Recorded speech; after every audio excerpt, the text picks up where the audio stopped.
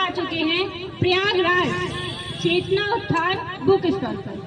तो आजकल शादियों का सीजन है और आप सबके घर में भी 5-6 कार्ड तो पड़े ही होंगे।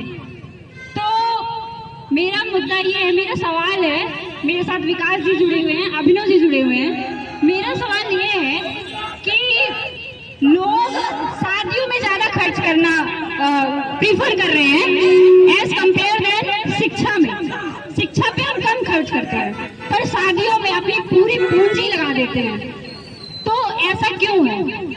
उनकी मानसिकता ऐसी क्यों बन गई है कि शादी में ज्यादा पैसे खर्च करने हैं, किसी लड़की की शादी में ज्यादा पैसे खर्च करने हैं, उसका जो शिक्षा में लगाना चाहिए उसके पैसे, उसके मानसिक विकास में लगाना चाहिए, शारीरिक विकास में लगाना चाहिए, वो पैसा काट के हम उसकी शादियों में लगाते हैं। ऐसा क्यों? ऐसे समाज की जो मानसिकता है ऐसे क्यों है? तो ये मेरा सवाल है। तो अभिनव जी आप बताइए। नमस्कार जी, जैसा कि आपका सवाल था कि एक आम हिंदुस्तानी शिक्षा से ज़्यादा शादियों पर खर्च करने पर क्यों इंटरेस्टेड होता है इतना ज़्यादा, तो हमें समझना होगा कि इंसान की हरकतें ऐसी क्यों हैं, इंसान का कर्म ऐसा क्यों है। तो सबसे पहले हमें समझना होगा कि कर्ता की स्थिति क्या है, इंसान की आंतरिक दशा क्या है, उसके अंदर का इनर वर्ल्ड कैसा है, उसी से उसका आउटर वर्ल्ड निर्धारित होता है। जैसा उसकी मनोदशा होती है वैसे ही उसके बाहर के कर्म होते हैं। तो हमें समझना होगा कि एक आम हिंदुस्तानी का मन कैसा है। अगर हमें समझना है कि आम हिंदुस्तानी इन्वेस्टमेंट किस में ज़्यादा करता है, अपने फाइनेंस का ज़्यादा उपयोग, शिक्षा से ज़्यादा उपयोग वो शादियों पर क्यों करता है, अगर इसे समझना है तो हमें समझना होगा एक आम हिंदुस्तानी का मन कैसा है।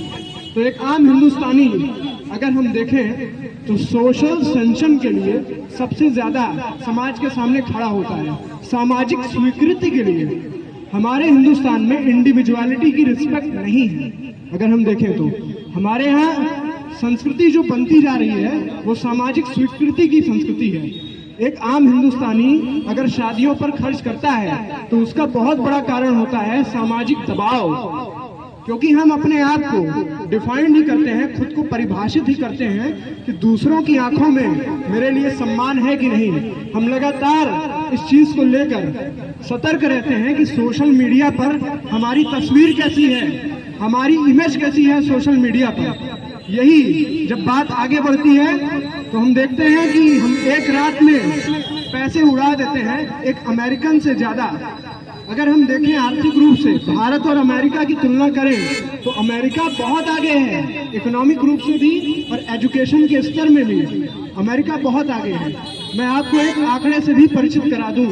एक आम अमेरिकी जितना शिक्षा पर खर्च करता है लगभग उसका आधा वो विवाह में खर्च करता है, लेकिन आम हिंदुस्तानी जितना शिक्षा में खर्च करता है उसका 4 गुना वो विवाहों में खर्च करता है, एक रात में उड़ा देता है। इसका क्या कारण है?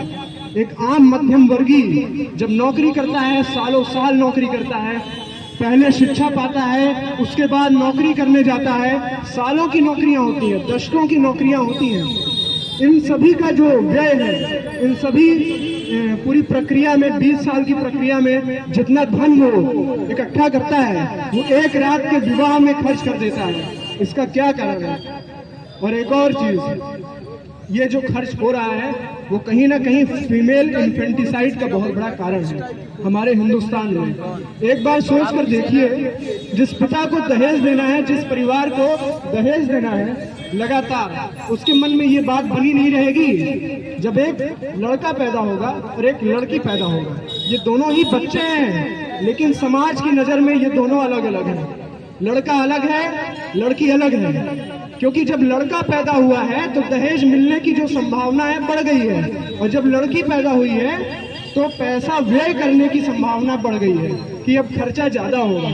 ये लगातार पिता के मन में बात आ जाती है जैसे ही बच्ची पैदा होती है। अब बच्ची बड़ी होगी, बच्ची स्कूल जाएगी, बच्ची एजुकेशन के लिए तत्पर होगी, आगे ग्रेजुएशन के लिए आगे जाएगी। अब आगे वो अपना बिजनेस खड़ा करने के बारे में सोचेगी, वो पिता के पास जाएगी कि उसको हायर एजुकेशन हासिल करनी है, उसे ग्रेजुएशन करना है, उसे भी पोस्ट ग्रेजुएशन करना है, उसे भी अपनी पीएचडी थीसिस लिखनी है, उसे भी अपना स्टार्टअप शुरू करना है। लेकिन दोस्तों, जब वो पिता के पास जाएगी, जब वो समाज के पास जाएगी, उस परिवार के पास जाएगी जो सामाजिक संस्कारों से और सामाजिक कुप्रथाओं के बंधन में बंधा हुआ है, तो आपको पता है वो उसे मना कर देंगे, क्योंकि उनके मन में लगातार सामाजिक दबाव बना हुआ है कि उसे उसकी शादी में विदा करते समय एक अच्छा माहौल क्रिएट करना है, एक ग्लैमराइज माहौल क्रिएट करना है। एक रात में 10 लाख, 20 लाख, 50 लाख खर्च करने हैं, लेकिन उसकी एजुकेशन में अगर उसे कुछ हजार किलोमीटर घर से बाहर भेजना हो तब रोड़े खड़े हो जाते हैं। इसी का कारण हम देखते हैं कि लगभग 5 करोड़ महिलाएं गायब हैं। अगर हम सेक्स रेशियो देखते हैं हिंदुस्तान जैसे देश में, तो 5 करोड़ महिलाएं गायब हैं। पुरुष और महिलाओं का अगर रेशियो देखा जाए तो कहीं ना कहीं यही सामाजिक दबाव, पैसा खर्च करने का, वहां पर देखने को मिलता है। और उस महिला की जीवन में जब हम देखते हैं तो शिक्षा से ज्यादा महत्व दिया जाता है विवाह वाले दिन का, और उसका खामियाजा वो परिवार, वो लड़की पूरी जिंदगी होती है अपने साथ में।